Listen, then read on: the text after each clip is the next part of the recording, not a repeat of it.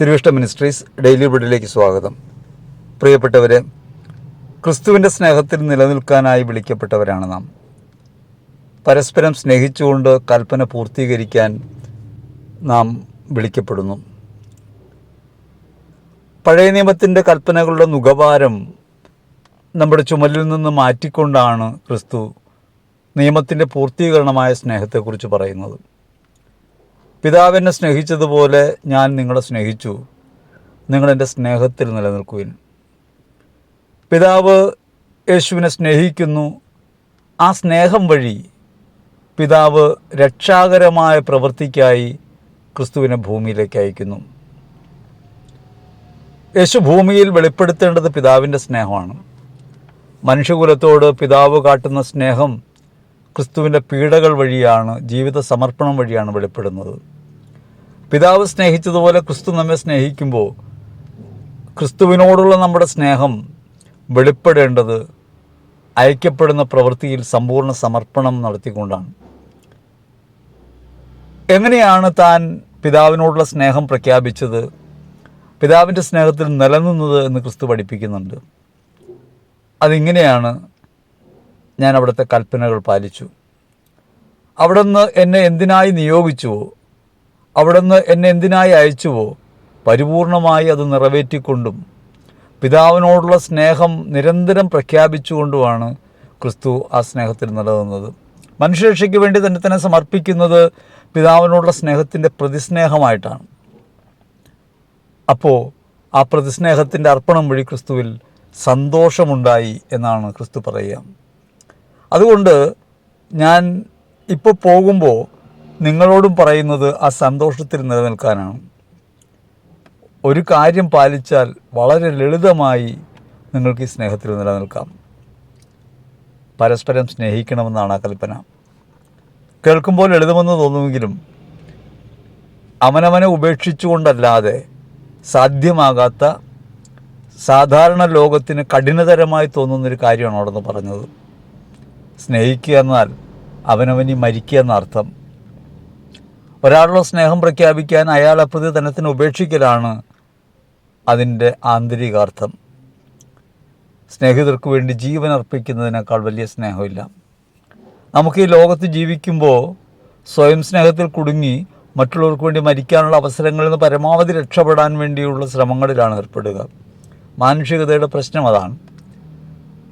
അതിനെ മറികടക്കാനായി ക്രിസ്തുവിൻ്റെ സ്നേഹം നമ്മെ നിർബന്ധിക്കുന്നു.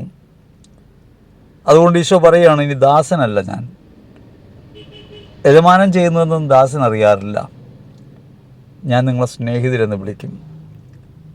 കാരണം ഞാൻ എൻ്റെ പിതാവിൽ നിന്ന് കേട്ടത് നിങ്ങളെ അറിയിച്ചു ജീവിതം വഴി. നിങ്ങൾ എന്നെ തിരഞ്ഞെടുക്കുകയല്ല, ഞാൻ നിങ്ങളെ തിരഞ്ഞെടുക്കുകയാണ് ചെയ്തത്.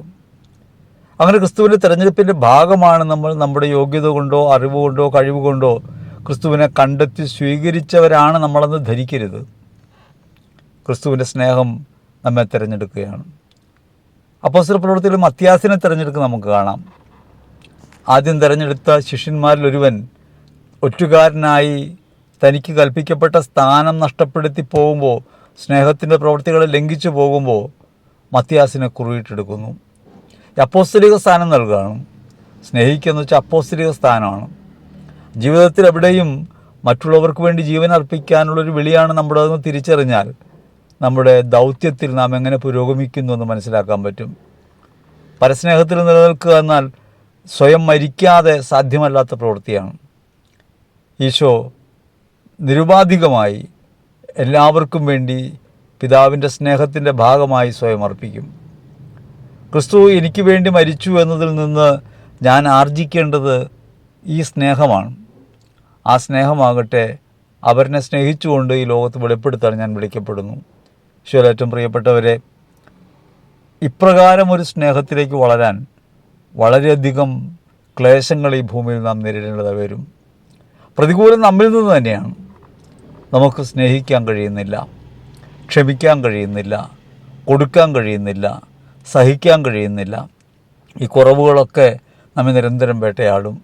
അവനവൻ കുടുക്കിൽ നിന്ന് പുറത്തു കടക്കാൻ ജീവിതത്തിൻ്റെ ഓരോ നിമിഷവും നാം നേരിടുന്ന എല്ലാ പ്രതിസന്ധികളെയും നാം സ്വീകരിച്ചേ മതിയാവൂ.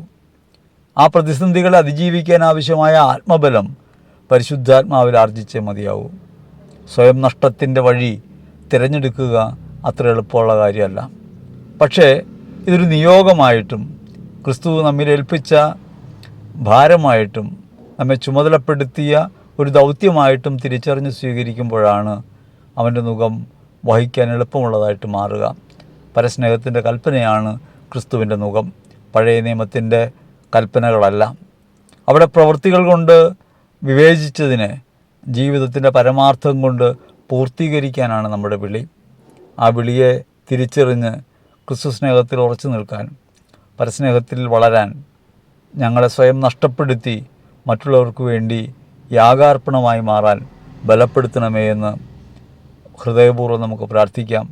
പരിശുദ്ധ കുർബാനയിൽ ക്രിസ്തു തന്നെ സ്വയം സമർപ്പിച്ചതിൻ്റെ ഓർമ്മ ആചരിക്കുകയല്ല, ആ ഓർമ്മ ഹൃദയത്തിൽ പേറിക്കൊണ്ട് അവനവനെ തന്നെ ഈ യാഗവേദിയിൽ അർപ്പിക്കുകയാണ്, ജീവിതമെന്ന യാഗവേദിയിൽ. അതിൻ്റെ അടയാളമാണ് കുർബാനയിൽ നാം നമ്മുടെ സ്വയം സമർപ്പണം വഴി പൂർത്തിയാക്കുക. ഈ ഒരു ബോധ്യത്തോടെ ജീവിക്കാൻ, ബലിയർപ്പിക്കാൻ ഞങ്ങളെ ബലപ്പെടുത്തണമേ എന്ന് ഹൃദയപൂർവ്വം പ്രാർത്ഥിക്കാം. ദൈവം നമ്മെ അനുഗ്രഹിക്കട്ടെ. ആമേൻ.